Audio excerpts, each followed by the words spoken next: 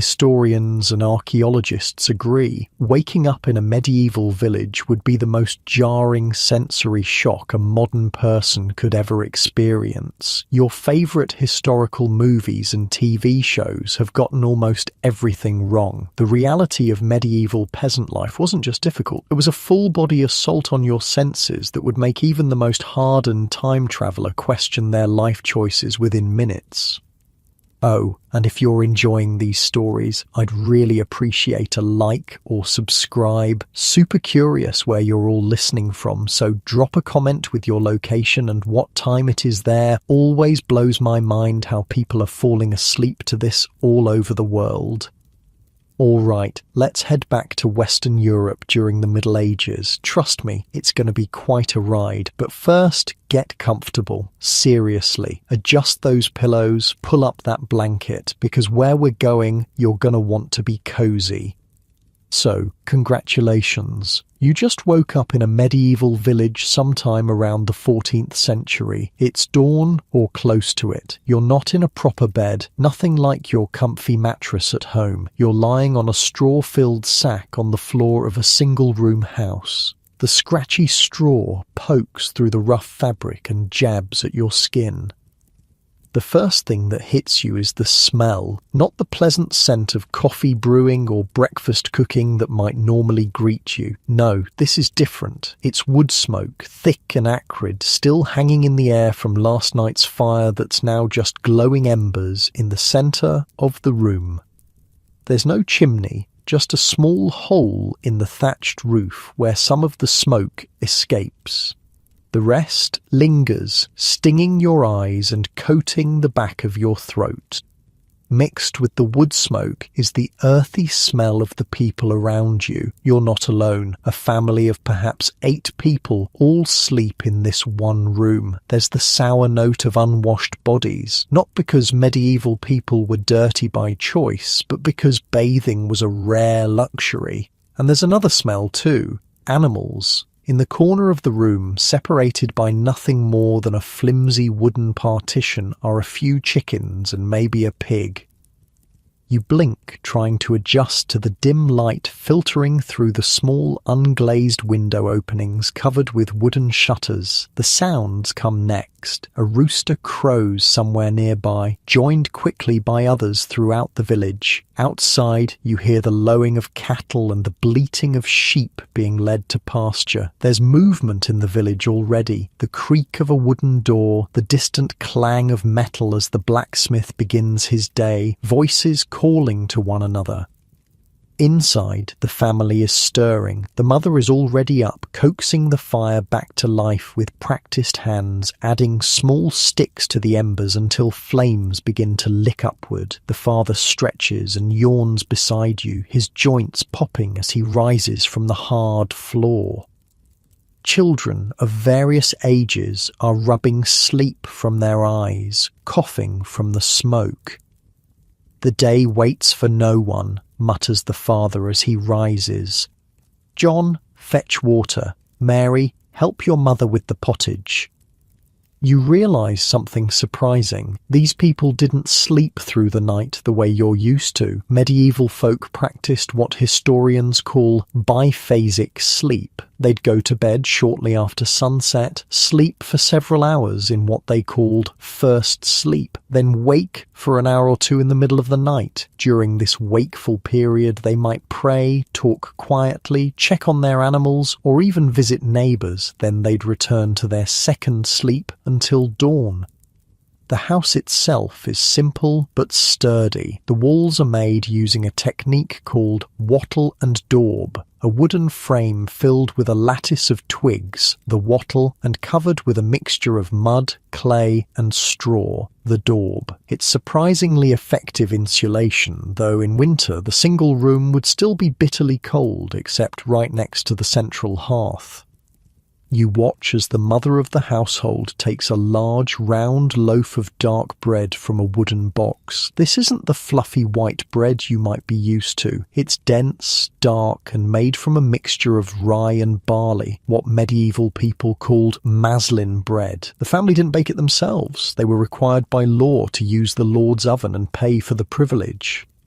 The eldest daughter is stirring a pot hanging over the newly kindled fire. Inside is pottage, a thick porridge-like stew that forms the backbone of the medieval peasant diet. It's made from whatever vegetables are in season, perhaps some dried peas or beans, and occasionally small scraps of meat for flavour. The same pot has likely been simmering for days, with new ingredients added as needed. Near the fire sits a wooden bucket of ale. Yes, ale, not water. Water from streams and wells was often contaminated, but the brewing process made ale safer to drink. It wasn't very alcoholic, perhaps 1% to 2% by volume, but it provided both hydration and calories. Even children drank it as their primary beverage. "Time to break our fast," says the father, tearing the dark bread into chunks and handing them around. Each person gets a wooden bowl of steaming pottage and a chunk of bread. There are no utensils except a shared knife and a few wooden spoons. Most people eat with their fingers and use the bread to sop up the pottage. The meal is simple but filling. It has to be. The day ahead will involve hours of back-breaking labour in the fields. The family eats quickly, with little conversation. Food is fuel, not a social occasion, at least not for an ordinary day. After the quick meal, it's time to head out into the village. You follow the father as he steps through the low doorway of the house. The village is laid out before you, a collection of similar wattle and daub houses clustered around a central green. Beyond them lie the vast, open fields where everyone works. The morning air is crisp and filled with sounds and smells that would be alien to your modern senses. Livestock being herded to pasture, the clang of the blacksmith's hammer, the creak of the mill wheel if the village is lucky enough to have one. Women are gathering at the stream to wash clothes. Children are collecting kindling, and men are preparing for a day in the fields. The village isn't arranged in neat rows like a modern subdivision. Houses are clustered somewhat haphazardly, though there's still organisation to it. At the centre might be a small wooden church, the spiritual and social heart of the community. Nearby could be the manor house where the Lord lives, though in many villages the Lord was an absentee figure who lived elsewhere and visited rarely. As you walk, your feet sink slightly into the muddy earth of what passes for a street. There are no paved roads here, just well-worn dirt paths between buildings. The ground is littered with straw, animal droppings, and the occasional chicken scratching for food. In summer, the paths will be dusty. In spring and fall, muddy, and in winter, potentially frozen and treacherous. All around you, the village is coming to life. You pass a man leading an ox toward the fields, the massive animal plodding patiently alongside him. The ox will pull the heavy wooden plough used to break up the soil before planting. A group of women walk together toward the stream, carrying bundles of clothing to be washed. Children chase each other, somehow finding energy for play even before the day's work begins. What strikes you immediately is that everyone has a role, even young children. A boy no more than 6 carries a stick ready to spend his day chasing birds away from newly planted seeds. Girls of similar age help with younger siblings or learn to spin wool into thread. There is no concept of childhood as a protected time of play and learning. In a medieval village, everyone who can work must contribute. Near one house, you see an elderly woman carefully tending a small garden plot. These kitchen gardens are vital supplements to the peasant diet, growing vegetables, herbs, and perhaps some medicinal plants. Cabbages, onions, garlic, and leeks might grow here, along with peas and beans when in season. The social structure of the village becomes clear as you observe interactions. Most peasants were serfs, not quite slaves, but not free either. They were legally bound to the land they worked and to the lord who owned it. They couldn't leave without permission and owed both labour and a portion of their harvest to the lord. Some villagers, however, were freemen who rented their land and owed rent but not labour. They had more independence and could travel more freely. You might be able to identify them by their slightly better clothing or the fact that they directed others rather than taking direct orders themselves. As the sun climbs higher, the day's work begins in earnest. Men gather tools, wooden ploughs with iron tips, scythes for cutting grain, hoes for weeding, flails for threshing. Women finish household chores and prepare to join their husbands in the fields or to handle other work like spinning, weaving, or tending animals. You notice that everyone's clothing is simple and practical. Men wear loose tunics that reach to their knees, belted at the waist with long stockings or loose pants underneath. Women wear long linen shifts covered by woolen dresses or tunics, often with an apron to protect the valuable fabric. Everyone's clothing is made from wool or linen in muted colours of brown, grey or dull green. The bright dyes you might see in movies were expensive and reserved for the wealthy. The fields surrounding the village are divided into strips rather than the neat squares or rectangles you might expect. Each family works several strips scattered throughout the fields rather than one consolidated plot. This ensures that no one family gets all the best land or all the worst land. It's a surprisingly egalitarian system in many ways. As you watch the villagers move toward the fields, you're struck by the rhythm of it all. Despite the hardship, there's a certain harmony to the way life flows here. Everyone knows their place and their task. The community works together out of necessity. No one could survive alone in this world. The blacksmith has his forge fired up now, and the rhythmic clang of his hammer on iron rings out across the village. He's a crucial figure in village life, crafting and repairing the metal tools that make farming possible. Near his forge, you might see the miller, another important person who grinds the villagers' grain into flour using a water or wind-powered mill. Both men are skilled craftsmen who might have slightly higher status than ordinary field workers. As the morning progresses, you begin to appreciate how tightly bound this community is to the natural world. There are no clocks here. Time is measured by the sun, the church bells, and the changing seasons. Work begins at dawn and ends at dusk, with the rhythm of labour changing with the seasons. Spring is for planting, summer for tending and early harvests, fall for the main harvest, and winter for repairs, indoor work, and planning for the next year's crop. You also notice how precarious life is here. One bad harvest could mean starvation. Illness could strike without warning, with no effective medical treatment available. Injury could prevent work, which could mean inability to pay rent or taxes, which could lead to eviction or worse. The medieval peasant lived constantly on the edge of disaster, with very little security or safety net.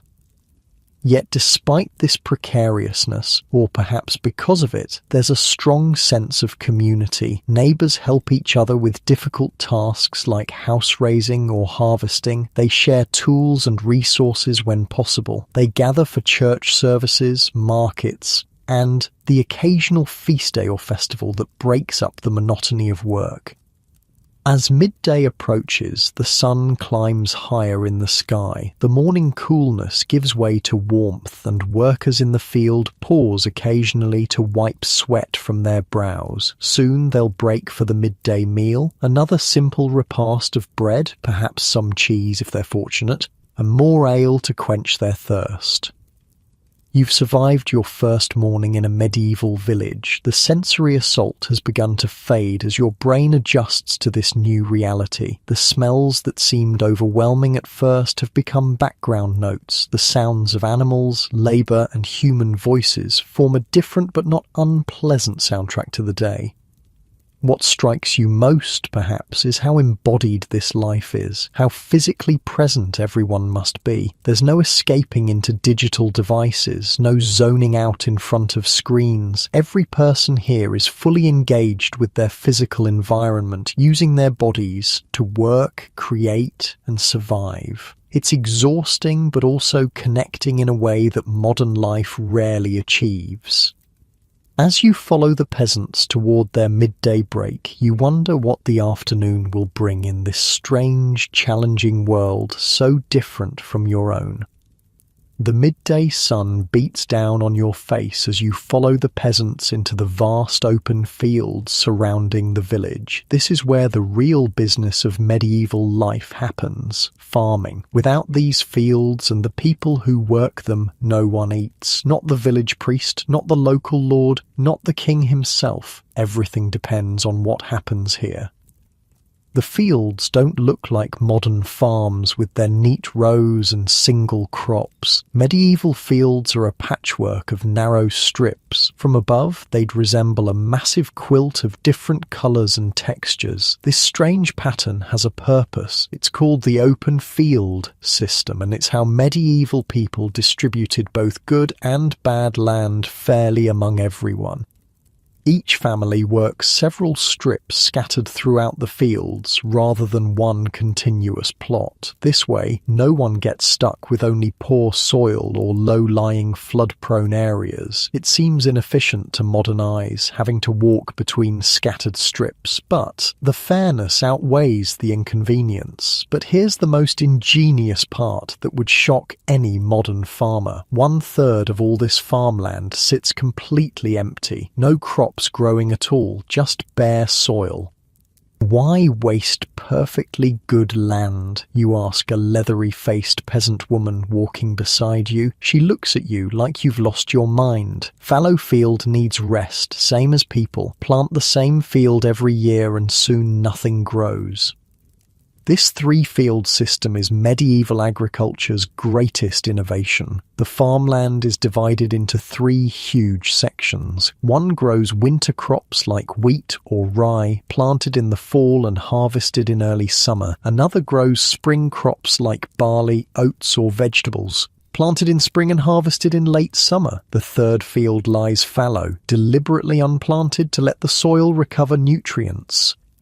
Each year, they rotate which field serves which purpose. What was fallow becomes winter crops. Winter crop fields become spring crops. Spring fields go fallow. This rotation keeps the soil from becoming depleted and helps manage pests and diseases that might otherwise build up in the soil.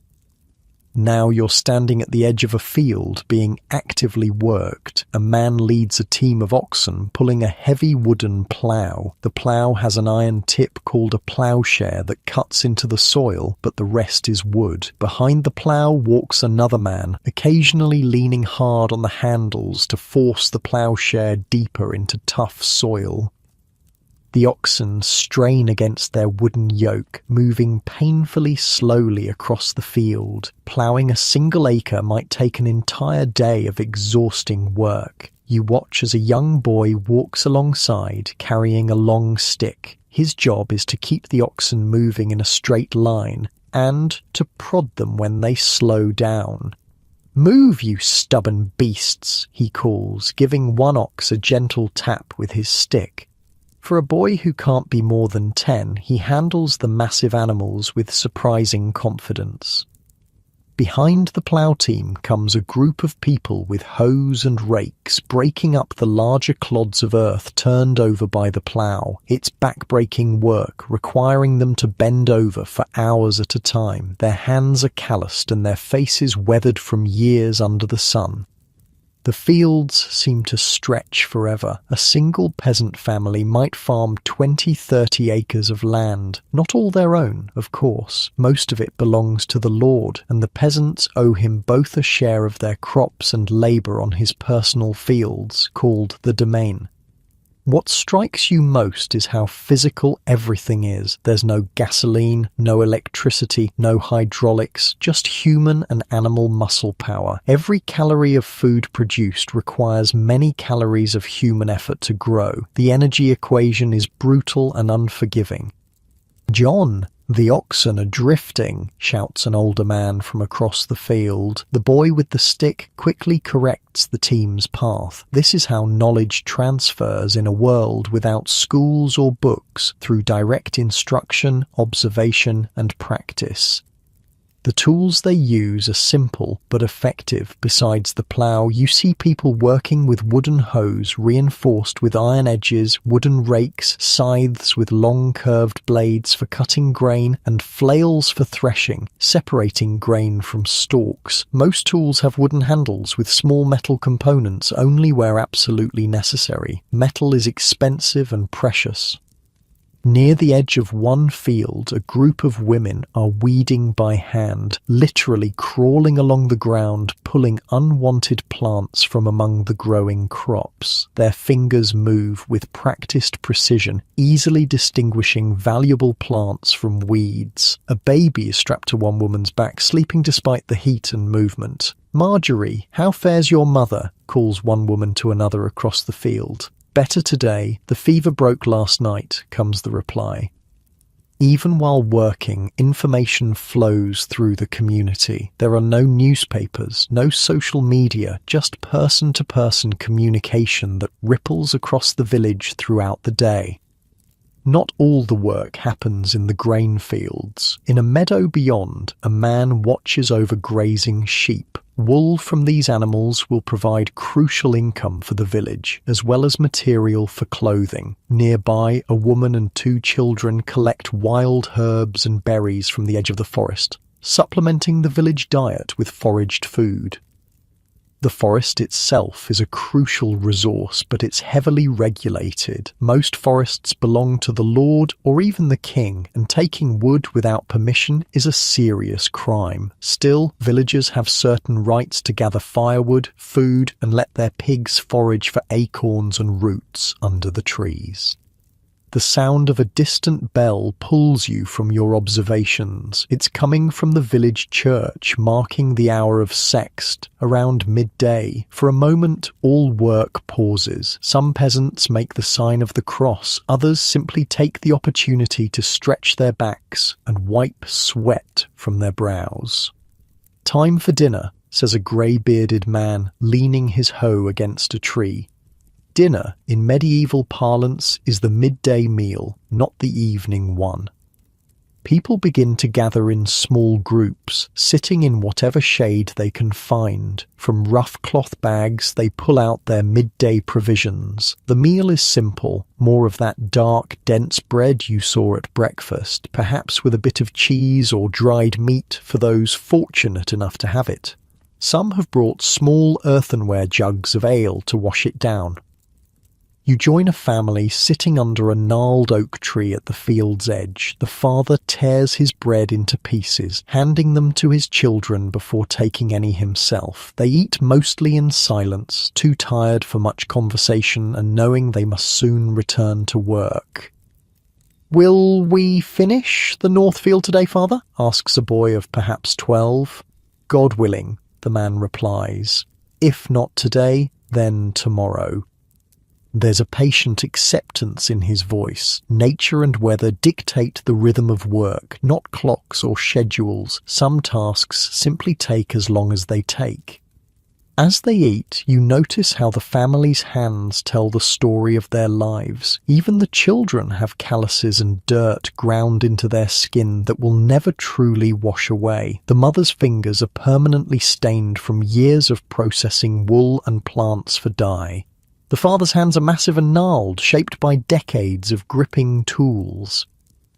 Beyond the fields, you can see other villagers engaged in different types of work. Down by the stream, women beat laundry against rocks, the wet cloth slapping in a syncopated rhythm. Near the edge of the village, wood smoke rises from the blacksmith's forge, and the rhythmic clang of his hammer echoes across the fields.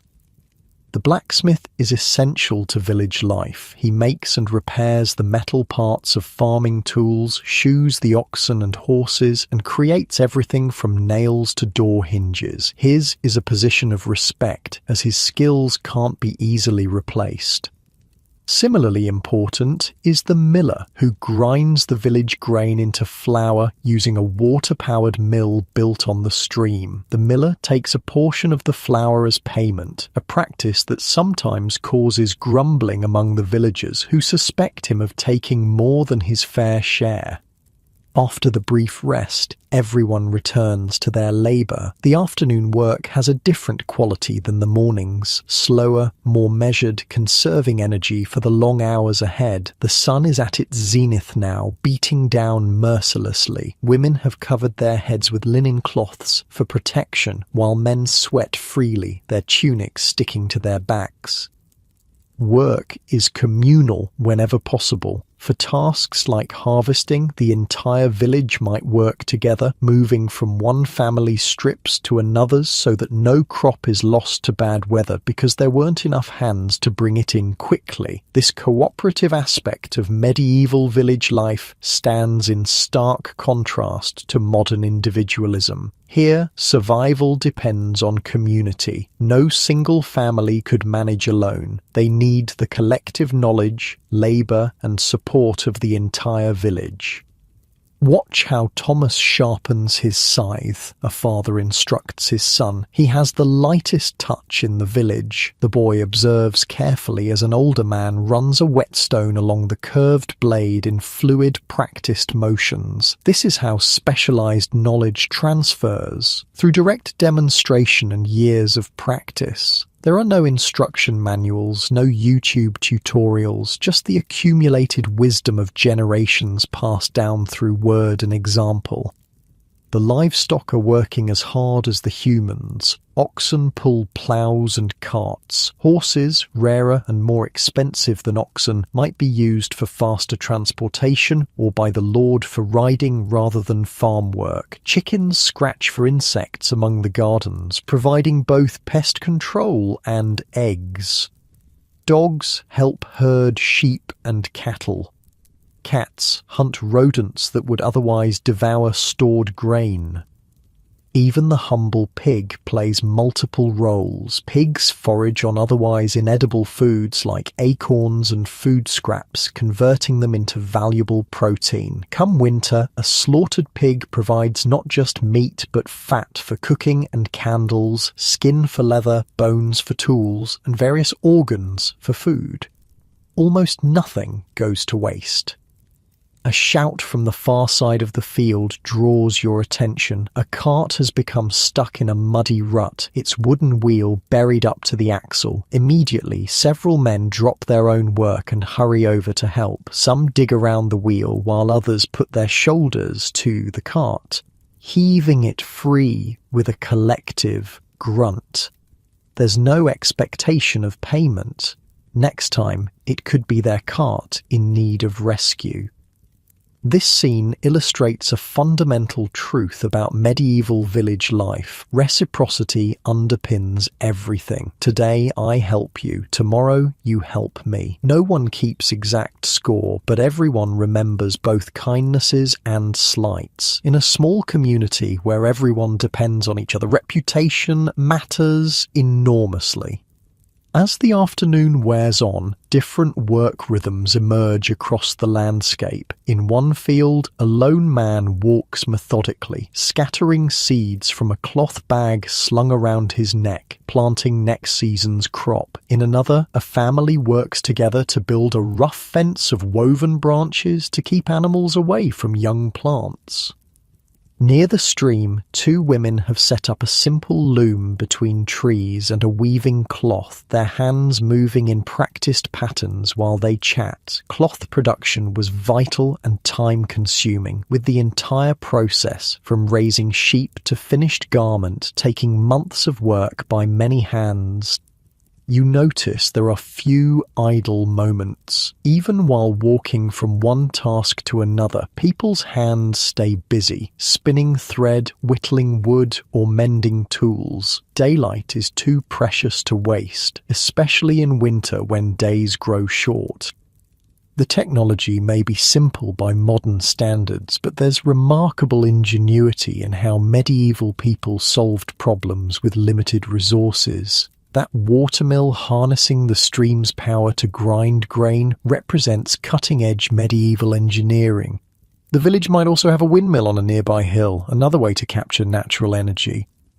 You pause to watch a woman working at the edge of a field. She's using a distaff, a stick that holds unspun wool, and a spindle to twist raw fibre into thread. Her fingers move with hypnotic rhythm, drawing out and twisting the fibres while the spindle turns and drops, winding up the finished thread.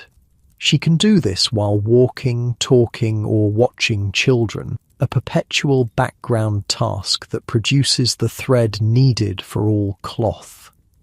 This is another reality of medieval life, the constant proximity of wilderness. Forests harbouring wolves, bears, and wild boars often stood just beyond the village fields. The boundary between civilization and wilderness was permeable and sometimes dangerous.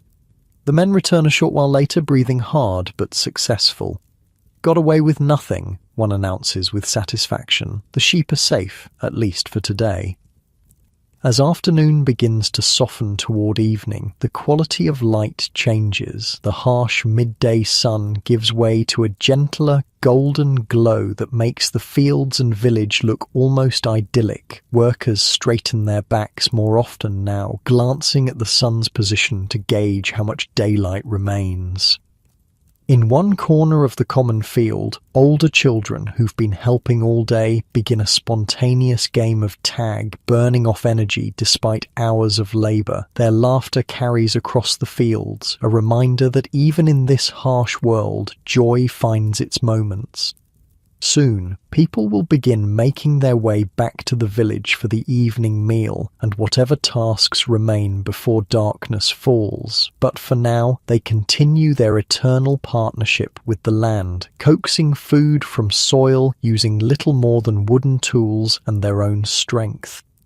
The fields that stretch around you represent an achievement that's easy to overlook from our modern perspective. These medieval farmers, without scientific understanding of soil chemistry, plant biology, or meteorology, have developed sustainable agricultural systems that can support relatively large populations year after year. Their methods are based on centuries of observation, trial and error, and accumulated wisdom passed down through generations. As the workday begins to wind down, you can't help but feel a newfound respect for these people whose lives are so different from your own. Their existence is harder in many ways, physically demanding, lacking modern comforts, and always vulnerable to forces beyond their control. Yet, there's also a directness to their experience, a connection to land and community that many modern people might envy. The sound of the church bell rings out again, signalling the hour of none, mid-afternoon. Soon it will be time to head back to the village for the final tasks of the day before evening settles in. The afternoon sun casts long shadows as you make your way back toward the village. Workers are beginning to return from the fields, tools slung over shoulders, their pace slower than the morning's eager march. The day's labour shows in their movements, the slight stoop of tired backs, the careful placement of feet worn from hours standing on uneven ground. You take this chance to really look at the village itself. From this distance, it's a cluster of simple buildings surrounded by a patchwork of gardens and animal pens. Smoke rises from several hearth fires, drifting lazily in the still air. Unlike the rigid grid pattern of modern towns, this village grew organically over generations, its layout shaped by the land, water sources, and the needs of its people. As you get closer, the village reveals itself more fully. At its heart stands the church, its stone walls and modest tower rising above the surrounding timber-framed houses. The church is likely the only stone building in the entire village, a testament to its importance in medieval life. It's not the grand cathedral you might see in a city, but a simple parish church built by local hands over many years. "The church was here before any of us," says an old man walking beside you, noticing your gaze. "My grandfather's grandfather helped raise that tower." There's pride in his voice. This building connects him to ancestors long dead and to generations yet unborn. The churchyard surrounding it serves multiple purposes. It's a burial ground, of course, but also a meeting place, a site for markets, and sometimes even a location for games and celebrations. Medieval life doesn't separate the sacred from the everyday. They exist side by side, often in the same space. Near the church, but set slightly apart, stands a larger, better-built house, the manor house. This belongs to the lord who owns the village lands, though he might rarely be present. Instead, his steward or bailiff might occupy it, overseeing the collection of rents and services owed by the villagers. The rest of the buildings cluster around these two centres of power, religious and secular. Most are simple one-room houses like the one you woke up in this morning, built of timber frames with wattle and daub walls and thatched roofs. Some larger families might have two-room houses, with a slight separation between living and sleeping areas. Watch out! You step aside as a small herd of sheep moves past, guided by a boy with a long stick and a shaggy dog. The animals are being brought in from pasture for the night, headed for a communal pen where they'll be safe from wolves and thieves. Animals are everywhere in the village. Chickens scratch in the dirt between houses, a few goats nibble at weeds growing alongside a fence, and pigs root around the edges of yards. Unlike modern farms where animals might be confined to separate areas, here they're integrated into daily life, often sharing living space with their human owners.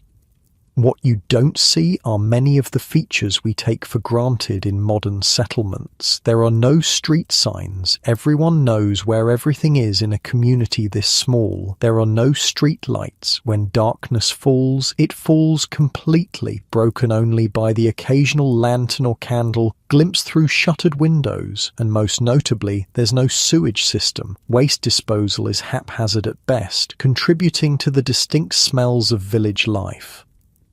You follow the path toward the centre of the village, your feet sinking slightly into the muddy earth. The ground is uneven, rutted by cartwheels and animal hooves and littered with straw, chicken feathers and less identifiable debris. In dry weather, dust would rise with every step. In wet weather, mud can become ankle deep.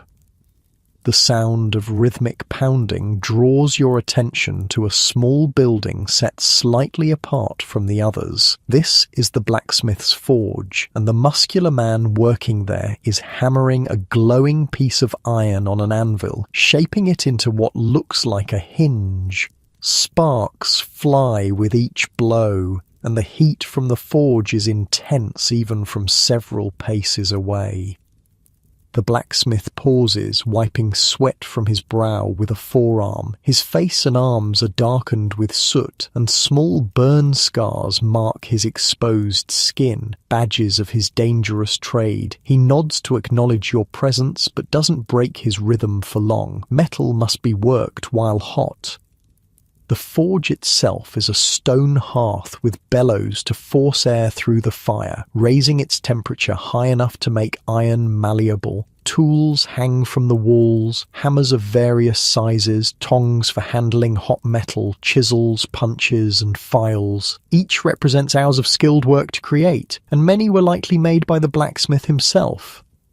This man's skills make him essential to village life. He makes and repairs the metal parts of farming tools, creates nails and hinges for buildings, fashions horseshoes, and produces countless other items that keep the village functioning. His position comes with status. He's likely better fed than most and might even own his workshop rather than renting it from the lord. Near the forge stands another crucial building, the mill. This one is powered by the small stream that runs alongside the village, its large wooden wheel turning slowly in the current. Inside, massive stone wheels grind grain into flour, the staff of life in medieval Europe. Like the blacksmith, the miller holds a position of both importance and some suspicion. Everyone needs their grain ground, but the miller takes a portion as payment, and there's always grumbling about whether he takes more than his fair share. The fine dust of flour covers everything inside and around the mill, and the air here smells of grain and the slightly sweet scent of milled flour. Beyond these specialized buildings, you notice other important elements of village infrastructure. There's a well in the center of what passes for a village square, a crucial source of water for drinking and cooking. Women gather here with wooden buckets, not just to collect water, but to exchange news and gossip. It's an informal information network as vital as the water itself. Near the edge of the village stands a communal oven, a solid structure with a large brick or stone chamber for baking. Few families had ovens in their homes, as they were expensive to build and required significant fuel to heat. Instead, villagers brought their bread dough to this communal oven, paying the baker a small fee or portion of the finished bread. Hot bread coming out, calls a stout woman, opening the oven door with a long wooden paddle. The scent of fresh bread wafts out, momentarily overpowering the usual village smells. People gather around with cloths to collect their loaves, carefully marked to identify each family's bread. The village has other communal spaces too. There might be a brew house where ale is made, a dairy where milk is processed into cheese and butter, and workshops for specialized crafts like pottery or weaving. These spaces represent shared knowledge and resources. Another way, medieval people maximized limited means. As you continue walking, you come across a group of children playing in the dirt beside one house. They've fashioned crude dolls from sticks and scraps of cloth and are engrossed in an imaginary world of their own making. Unlike modern children, they have few toys, and those they have are homemade or simple objects repurposed for play. What strikes you is how little adult supervision these children have. Once past infancy, children in medieval villages had significant freedom to roam and play, interrupted only by the chores and work expected of them. By age 7 or 8, they would already be contributing significantly to household labor, and by 12 or 13, they would work almost as adults. Education, as we know it, doesn't exist for most of these children. Some might learn basic prayers in Latin from the parish priest, but reading and writing are skills few peasants possess or need. Instead, education is practical. Boys learn farming, animal husbandry, and perhaps a craft from their fathers. Girls learn household management, food preservation, textile production, and childcare from their mothers. Master Thomas. A small boy runs up to an older man walking nearby. My father asks if you will look at our cow. She's not eating and seems in pain. The man nods gravely. I'll come after vespers. This is the village's animal doctor, not a trained veterinarian, but someone with experience and knowledge passed down through generations. He might use herbal remedies, practical techniques, and perhaps a dose of prayer to treat ailing livestock. Similar knowledge extends to human ailments, typically in the hands of wise women who serve as midwives and healers. Medieval medicine blends practical observation, herbal knowledge, and religious belief. Illness might be treated with a poultice of medicinal herbs, but also with prayers to a saint associated with that particular ailment. The line between medicine, folk wisdom, and spiritual practice is blurry at best. Speaking of spiritual matters, the church bell rings out, calling villagers to evening prayers. Many pause in their activities, making the sign of the cross. Some will attend the service, while others continue with necessary tasks, perhaps murmuring prayers as they work. The church dominates not just the physical landscape, but the rhythm of days and seasons. Its bells mark the hours of prayer throughout the day: matins at dawn, lauds at sunrise, prime, terce, sext at midday, none in mid-afternoon, vespers at sunset, and compline before bed. Most villagers won't attend all these services, but the bells structure their day nonetheless.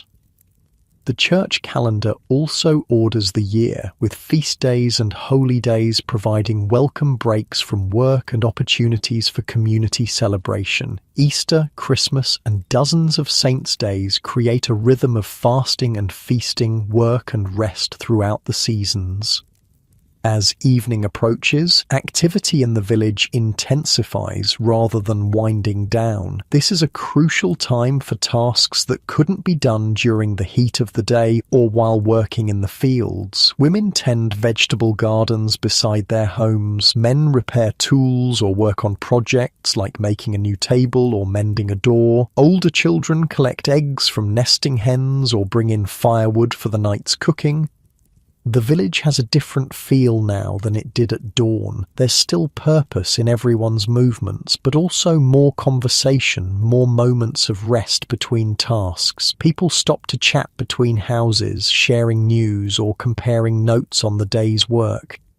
You pass a house where a woman sits outside the door, spinning wool into thread using a drop spindle. The simple tool, essentially a weighted stick, turns rapidly as she draws out fibers from the mass of wool held on a staff called a distaff. Her fingers move with practiced precision, creating thread of remarkable evenness despite the crude tools. Nearby, another woman works a vertical loom leaned against the outside wall of her house. The evening light still good enough for this detailed work. The threads click and snap as she passes the shuttle through, gradually creating a fabric that will eventually become clothing, blankets, or other necessities. Textiles were one of the most time-consuming aspects of medieval life. From raising sheep to finished garment involved countless hours of work: shearing, washing, carding, spinning, weaving, cutting, and sewing, mostly done by women in addition to their other responsibilities.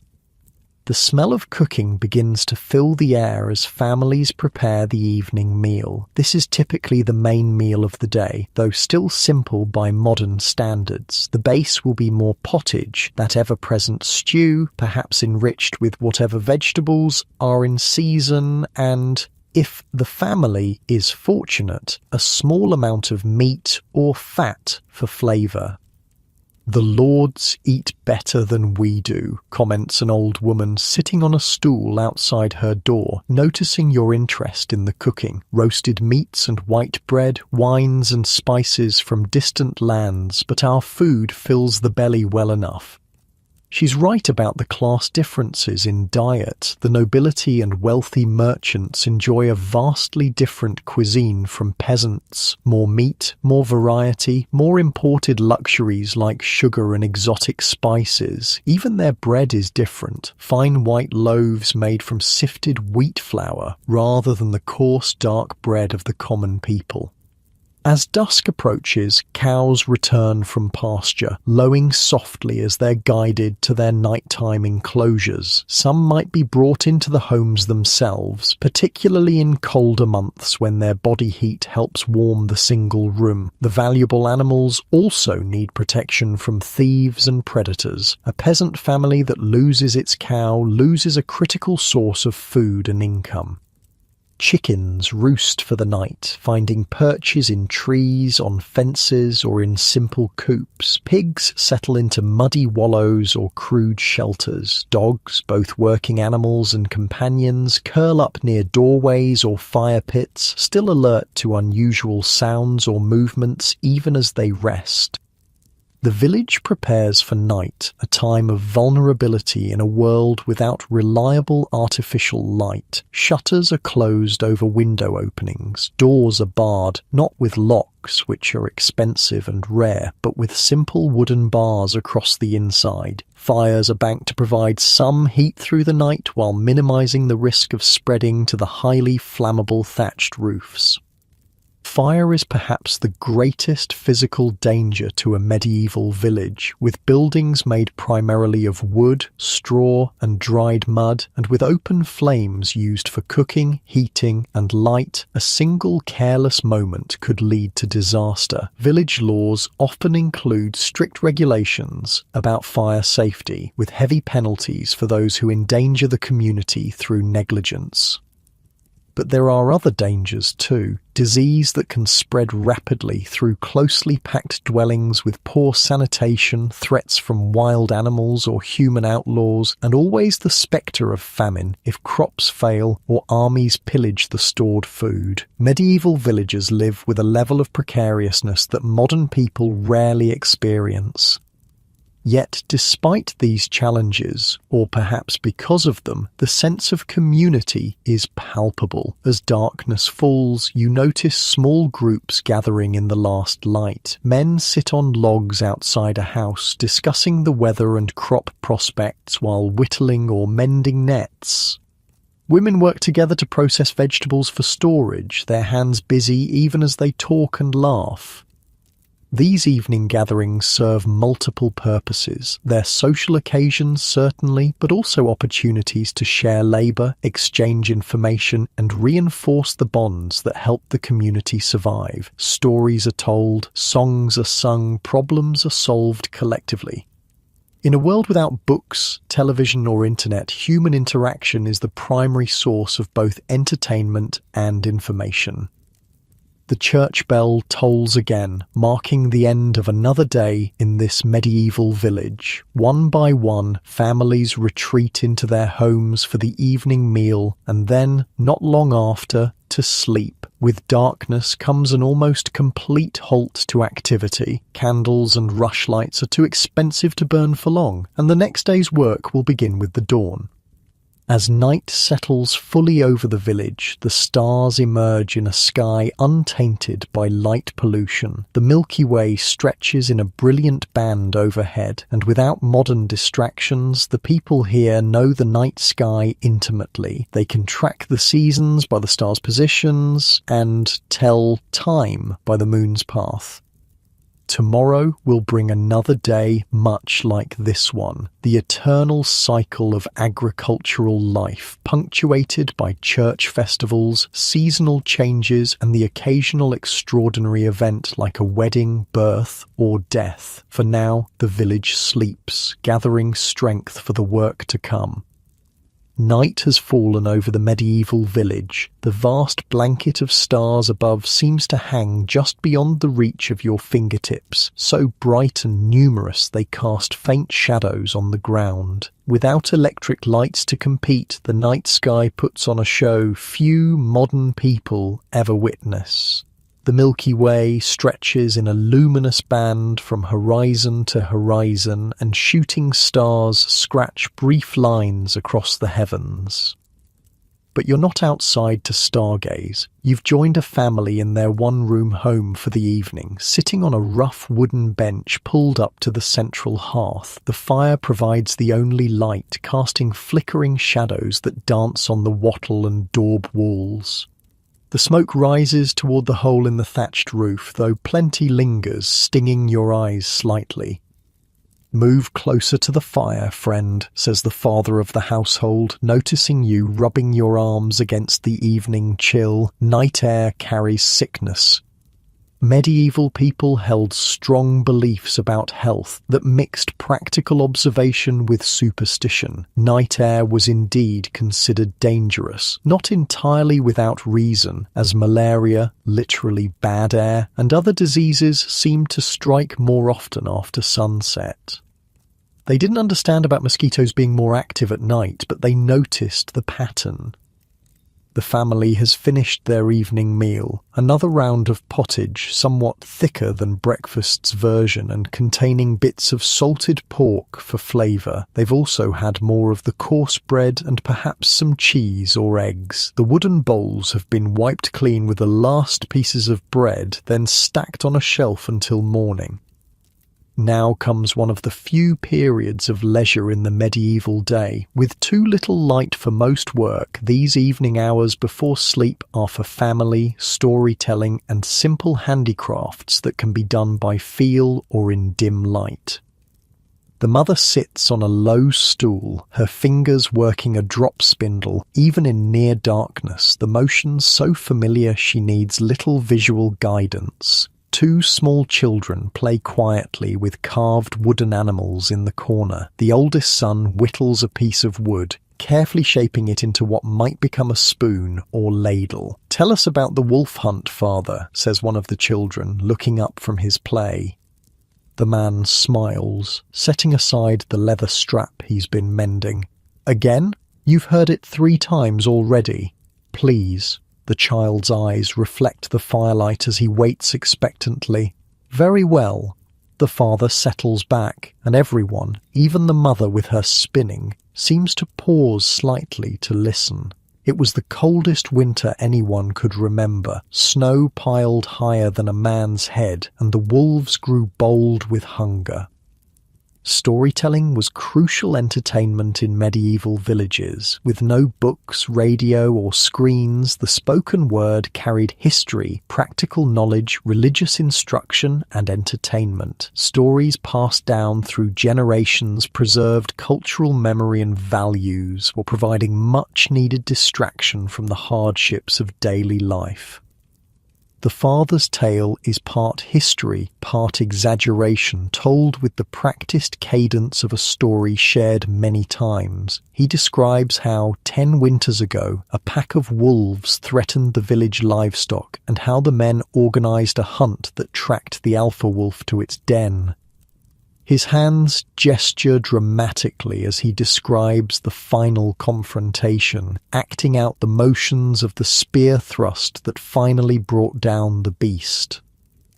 "And its pelt still keeps our feet warm in winter," he concludes, pointing to a worn wolf skin used as a rug near the bedding area. The children sigh with satisfaction, having gotten exactly what they wanted from a tale they already know by heart. Medieval entertainment wasn't about novelty. Familiar stories repeated with slight variations provided comfort and reinforced shared values and identity. "Or sing for us, mother," asks the daughter, and without much coaxing, the woman begins a simple melody, her voice clear but quiet. The song tells of springtime and young love, of flowers blooming and birds returning from their winter journey. It's a song of hope during the darker seasons, a reminder that winter always gives way to spring. Such music was another vital form of entertainment. Songs accompanied work in the fields, religious celebrations, and quiet family evenings like this one. They preserved history, told stories, shared wisdom, and simply brought beauty into lives often marked by hardship. Most were passed down orally, with regional variations developing over time. As the mother sings, the father takes up a simple wooden pipe, a recorder-like instrument with finger holes that can produce a range of notes. He plays a gentle harmony to her melody, the music filling the small space with warmth that seems to push back against the night's chill. Not every family had musical instruments, but many created simple ones: pipes carved from elder branches, drums made from stretched animal skins, stringed instruments fashioned from gourds or wood. Music making wasn't reserved for specialists. It belonged to everyone as both personal expression and community building. When the song ends, the family sits in comfortable silence for a moment. Then the father yawns and stretches. "Time for prayers before sleep," he says, and everyone kneels facing the small wooden cross fixed to the eastern wall. The family recites the Lord's Prayer in Latin, the words memorized through repetition rather than reading. Few peasants could read Latin or understand it fully, but the familiar rhythms of these prayers connected them to their faith and to Christians throughout Europe who spoke the same words each night. After prayers, preparations for sleep begin. The fire is banked, carefully covered with ashes to keep the coals alive until morning without risking a house fire. Water is brought in from the rain barrel outside and covered to keep dust and insects out. The door is barred with a wooden plank that fits into brackets on either side. The family doesn't undress fully for bed as modern people would. They might remove outer layers or belts, but most sleep in the same linen undergarments they've worn all day. Changing clothes daily wasn't practical when most people owned only one or two complete outfits. The sleeping arrangements are communal by necessity. The parents and youngest children share the single raised platform bed, little more than wooden planks covered with a straw-filled mattress and woolen blankets. Older children and any guests or relatives sleep on straw pallets laid directly on the earthen floor. Privacy, as we understand it, wasn't a concept in medieval peasant homes. The single room served all functions: cooking, eating, working, socializing, and sleeping. Even intimate moments between husband and wife might occur with only the thinnest pretense of privacy. Perhaps a blanket hung temporarily as a divider while children pretended to sleep. Before the last light is extinguished, a simple oil lamp with a floating wick, the mother checks on the smallest child, tucking the blanket more securely around her. The gesture of maternal care transcends time, identical to what a mother might do today, a reminder of how much remains constant in human experience despite vast differences in material circumstances. "Sleep well," murmurs the father as the lamp is pinched out. Dawn comes early. Darkness envelops the house completely. Without any artificial light sources, the night is profoundly black, broken only by the dull red glow of banked coals in the hearth. The sounds change too. The settling of the wooden structure as temperature drops, the soft breathing of sleeping children, occasional rustling of animals in their corner of the room, and from outside the hoot of an owl hunting in the fields. Not everyone in the village retires so early, though. In some homes, particularly during winter when nights are long, neighbours might gather for communal activities that are easier done in groups. Women might bring their spinning or weaving, working together by the light of a shared fire while sharing gossip and songs. Men might repair fishing nets or carve tools, sharing the light and warmth while discussing crops or village politics. These gatherings served practical purposes beyond sharing resources. They reinforced community bonds, distributed knowledge, settled minor disputes informally, and provided crucial social support. In a world without phones or internet, face-to-face interaction was the only way to maintain the social networks everyone depended on for survival. Some evenings brought special entertainments. A travelling minstrel might arrive, bringing news from distant places along with music and stories. Such visitors were rare treats in isolated villages, greeted with excitement and rewarded with food, drink, and perhaps a few precious coins for their performances. Village celebrations marked important transitions in both the agricultural and religious calendars. The completion of harvest might bring a feast day where even the poorest families contributed something to a communal meal. Religious festivals combined sacred observations with much-needed opportunities for relaxation, dancing, and sometimes courtship between young people from neighbouring villages. Weddings were major community events, often scheduled for after harvest when food was most plentiful. The entire village would participate, contributing food, music, and manual labour to preparations. Such celebrations might last for days, providing a welcome break from routine and cementing relationships between families who would depend on each other through hardship and prosperity alike. On ordinary evenings, though, darkness brought the day's activities to a natural close. Without artificial lighting, most work became impractical or dangerous after sunset. Sleep patterns aligned more closely with natural light cycles, with most people going to bed soon after dark and rising with the dawn. This doesn't mean medieval people slept a solid 8 hours through the night. Historical evidence suggests they practiced what's called biphasic sleep, sleeping for several hours after sunset, first sleep, then waking for an hour or two around midnight before returning to second sleep until dawn. During this midnight waking period, people might pray, talk quietly with bedmates, tend the fire, check on animals, or even visit neighbours. Some medical texts from the period suggest this midnight hour was considered ideal for conception, being a time of restfulness and peace.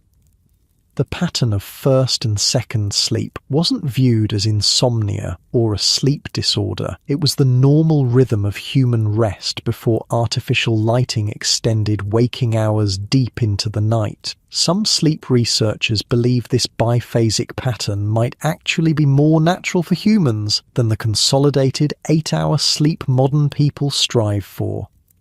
As you lie on your straw pallet in the dark house, listening to the soft breathing of the family around you, you might find yourself drifting into this ancient sleep pattern. The physical labour of the day has left your body tired in a way modern workouts rarely achieve. A deep, honest fatigue that makes the simple bedding feel luxurious. The smell of wood smoke hangs in the air, along with the earthy scent of the thatched roof and the faint animal odours from the household's livestock. It's not unpleasant once you've grown accustomed to it, simply the normal background scent of medieval life, as unremarkable to the villagers as the smell of cleaning products or air fresheners might be in a modern home. Outside, the village has its own nighttime soundscape. An occasional dog barks, alerting to a fox or badger prowling near livestock pens. Wind rustles through thatched roofs and shifts the branches of ancient oaks standing sentinel at the village edge. From the direction of the stream comes the steady rhythm of the watermill, operating even at night when the flow is strong enough. These sounds have a pattern and meaning to villagers that might escape a modern visitor. The mill's rhythm tells them water levels are good, promising efficient grinding of tomorrow's grain. The pattern of animal sounds indicates no unusual threats prowling the village edges. The wind direction carries information about tomorrow's weather that might determine which tasks take priority at dawn. The medieval relationship with night was complex. Darkness brought real dangers, from accidents in an environment without lighting to predators, both animal and human, that exploited the cover of night. Spiritual fears also intensified after sunset, with beliefs in supernatural creatures and forces that held sway in darkness.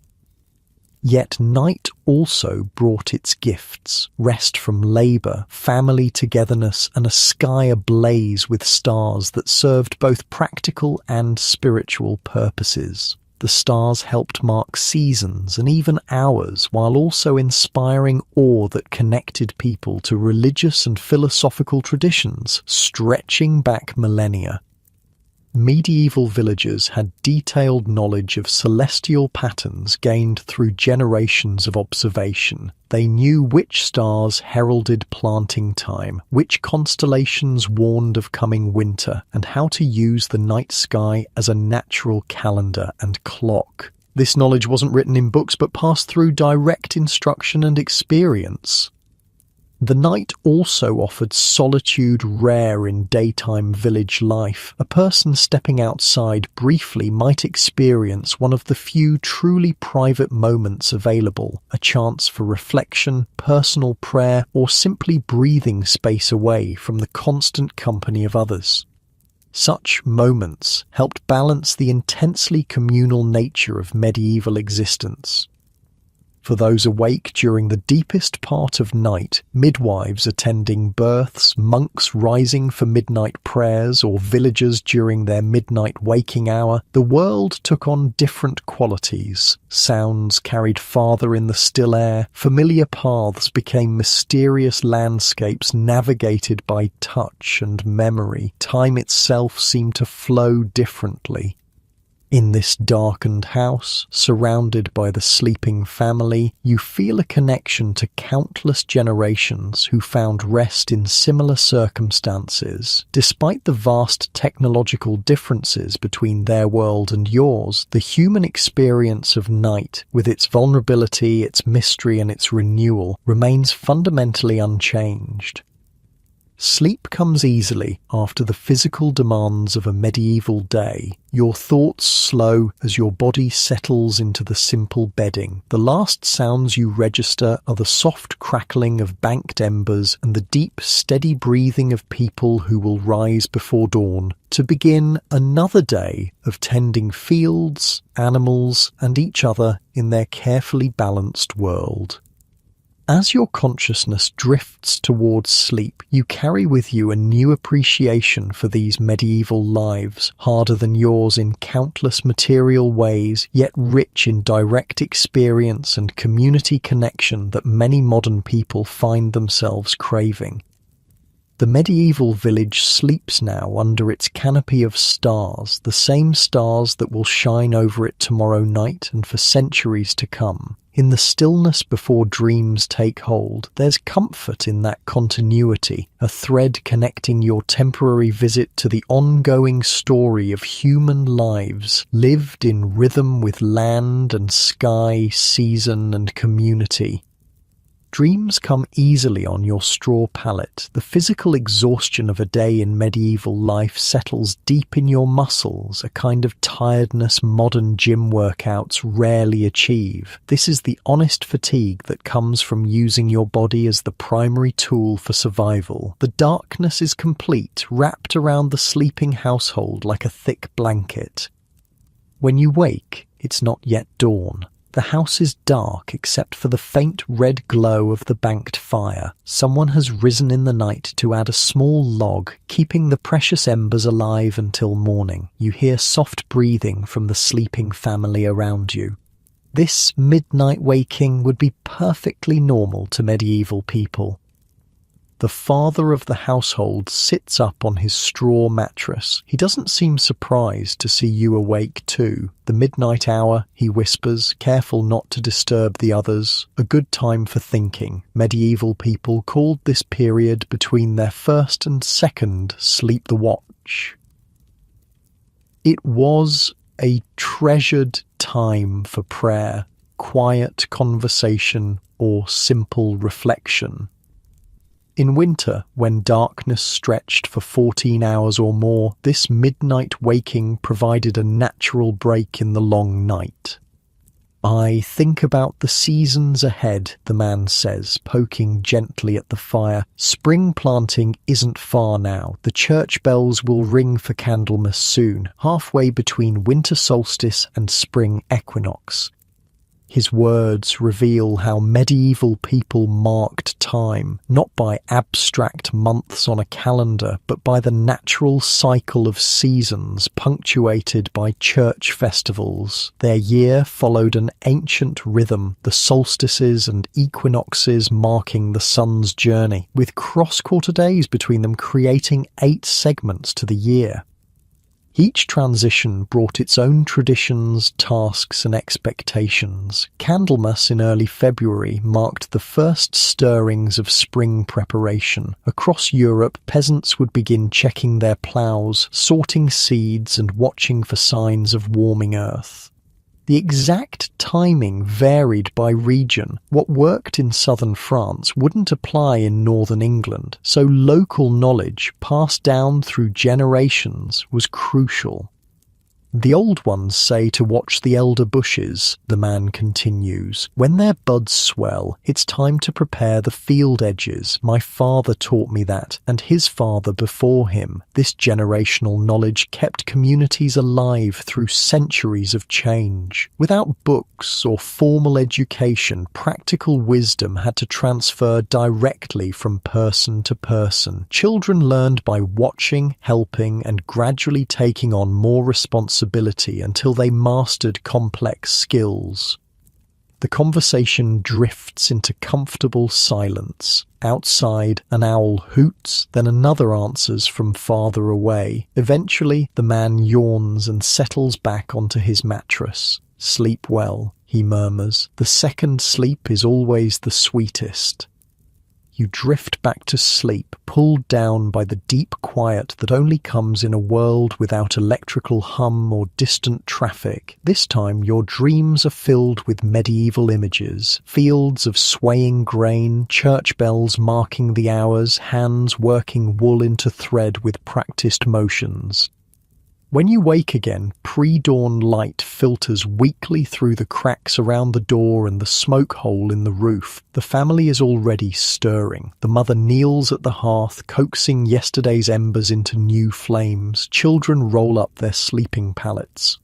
The day begins again, as it has thousands of times before in this ancient rhythm. But today, you notice something different in the quality of light, in the sounds coming from outside. There's a subtle shift in the air, a barely perceptible softening. You've slept through the final weeks of winter, and the first whispers of spring have arrived in the medieval world. "Feel that?" asks the mother, noticing your expression as you step outside with a wooden bucket to fetch water from the rain barrel. The turning of the year, still cold, but different. She's right, though frost still crunches underfoot. The morning birdsong has changed. New voices have joined the chorus, migrants returning from southern wintering grounds. The village looks the same, but there's a different energy as people move between tasks with slightly more vigour in their steps. Medieval people were exquisitely attuned to these seasonal transitions. Their survival depended on reading subtle signs in nature and responding appropriately. Plant too early and frost kills the seedlings. Delay too long and the growing season becomes too short for crops to mature. Each decision carries weight when your food supply for the year depends on it. At the edge of the village, men are examining their ploughs, checking wooden beams for cracks and iron shares for wear. They discuss repairs needed before the earth is soft enough to break. Women sort through stored seeds, testing for viability by nibbling on grains to check if they're still firm and alive inside. The rhythms of agricultural life governed everything in the medieval village. Each season brought its distinct labours, pleasures and challenges. Spring meant ploughing and planting, summer brought weeding and early harvests, autumn was the main harvest time, and winter focused on processing crops, repairing tools and indoor work like spinning and weaving.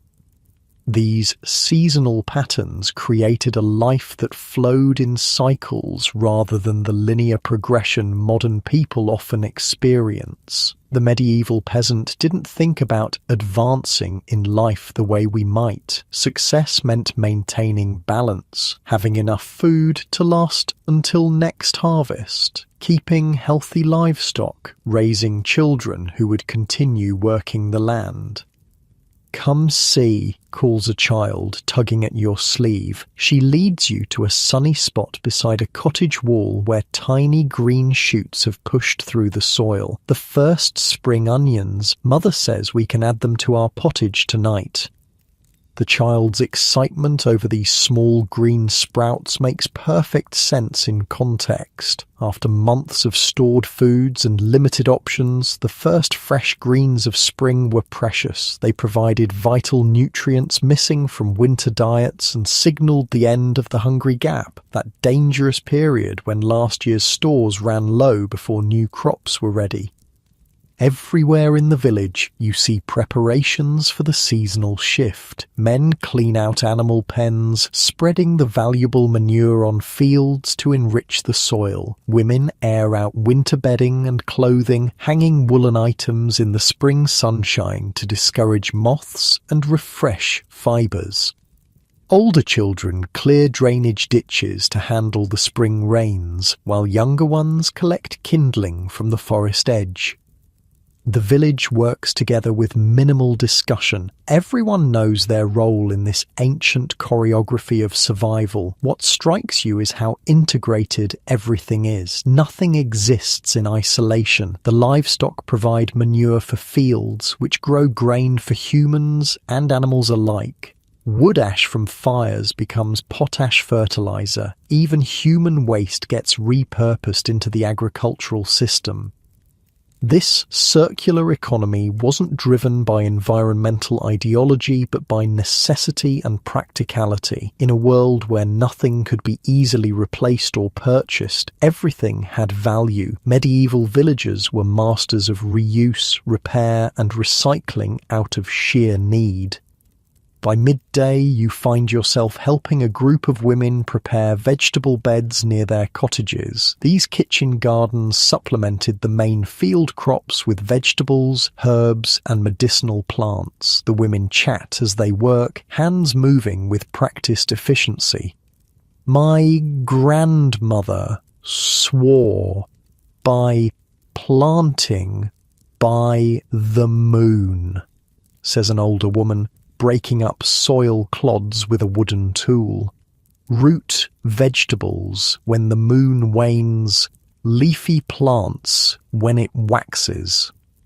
The others nod in agreement. Medieval agriculture blended practical observation with folkloric elements and spiritual beliefs. The phases of the moon, positions of stars, and religious calendar all influenced when certain tasks were performed. Some of these traditions had practical foundations. Others were simply ways to organize time and maintain cultural identity.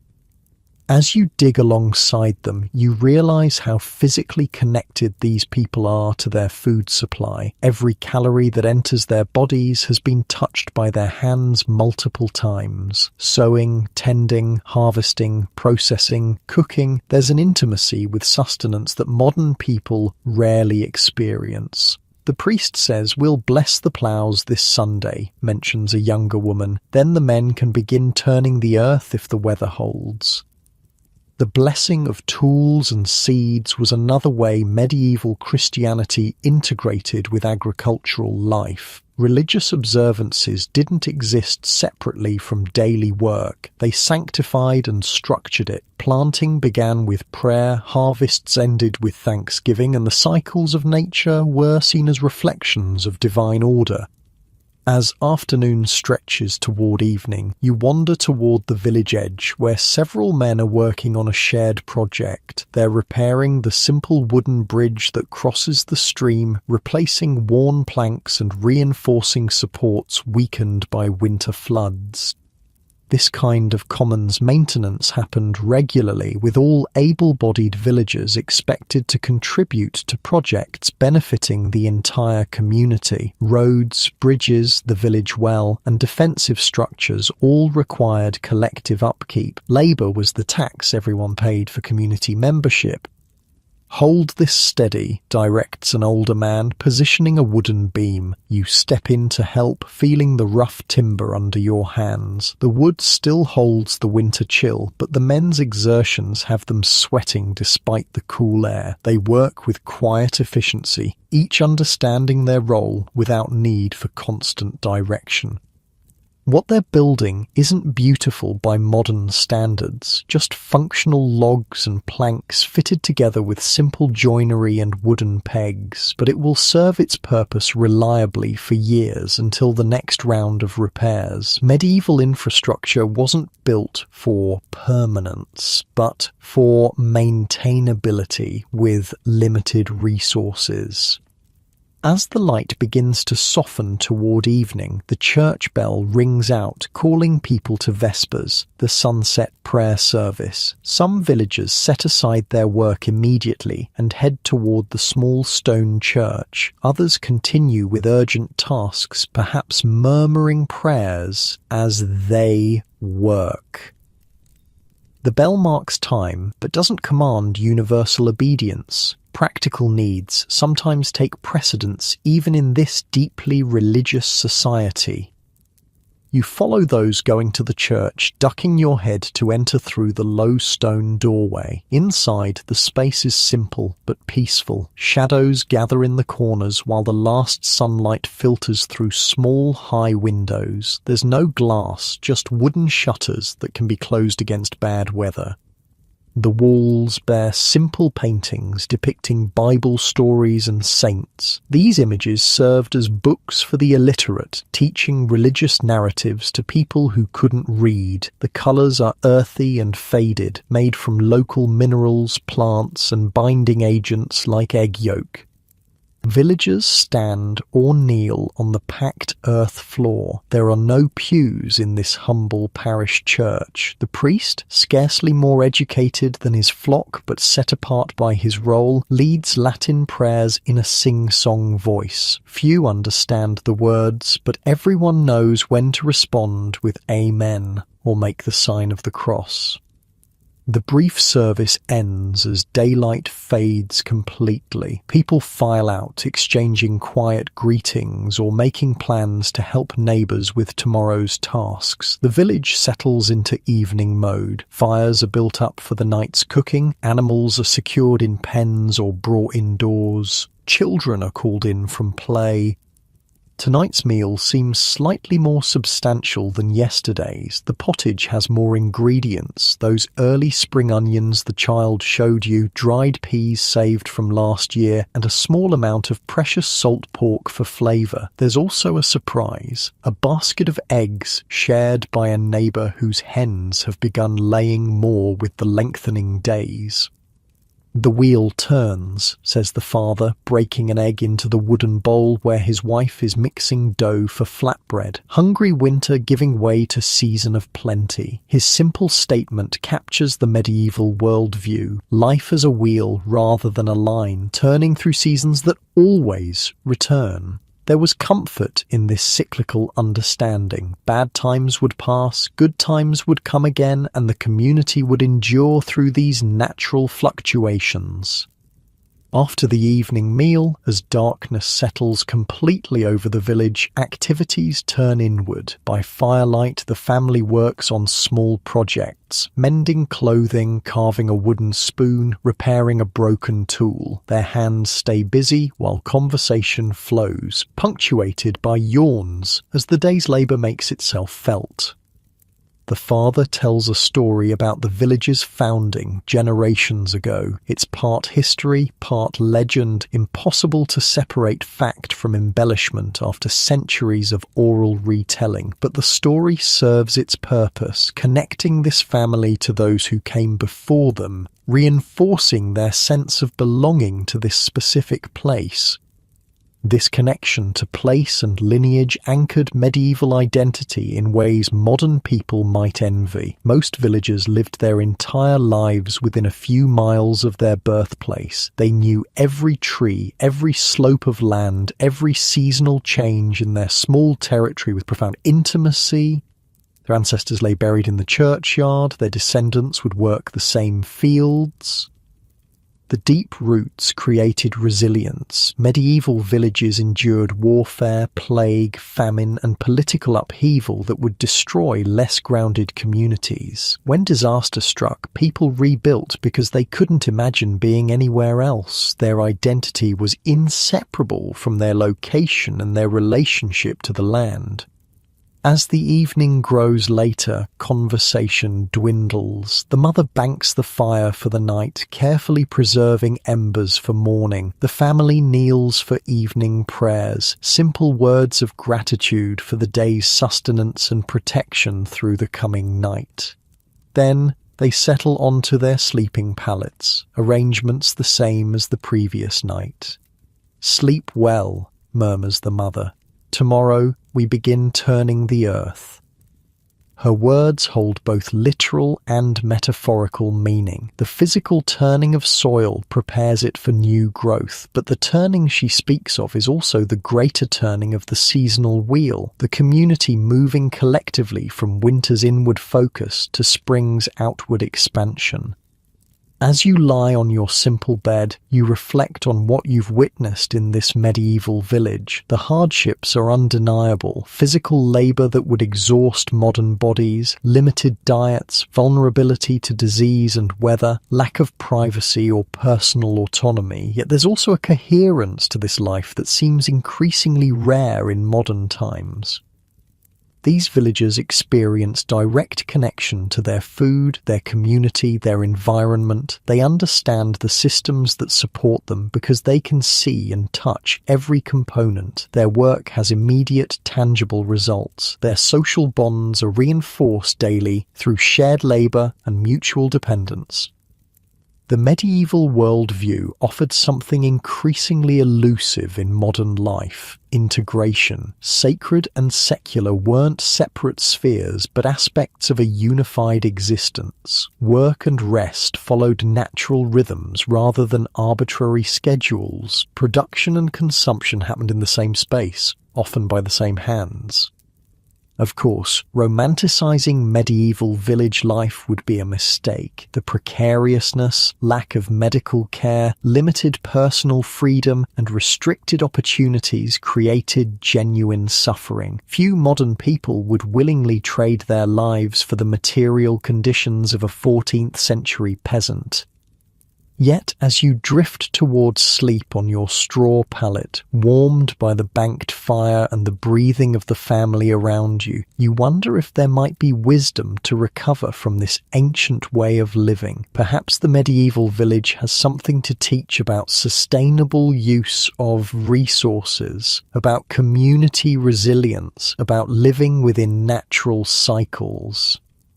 The owl calls outside, a low, haunting sound that seems to echo across centuries. The medieval night wraps around the sleeping village, the same darkness experienced by countless generations before and after. In this timeless moment between wakefulness and dreams, the distance between past and present feels paper-thin. Your breathing slows, matching the rhythm of the sleeping household. The straw beneath you no longer feels strange, but comforting in its simple functionality. Your muscles relax, heavy with the memory of honest work performed alongside others. The smoky scent of the banked fire becomes a familiar comfort rather than an irritant. Sleep approaches not as an escape, but as a natural continuation of the day's cycle, another turning of the great wheel that governs all life in this medieval world. Your thoughts grow slower, dreamier, drifting between observations and reflections without urgency or direction. In these final moments of consciousness, you carry with you images that will persist beyond this journey through time. Hands working soil that has nourished generations, children learning ancient skills through watchful imitation, a community moving through seasons with the grace that comes from deep tradition and shared purpose. The medieval village sleeps now, as it has for hundreds of years before and will for hundreds more. Its lessons about harmony with natural cycles, about the wisdom of limits, about the strength found in community interdependence remain available to those who seek them. As you finally surrender to sleep, there's comfort in knowing these patterns endure somewhere in our collective memory, waiting to be rediscovered when needed. And with that thought, you drift into dreams, carried on the timeless current that flows between past and present, between waking and sleeping, between what was and what might be again. And with that, close your eyes and drift off to sleep.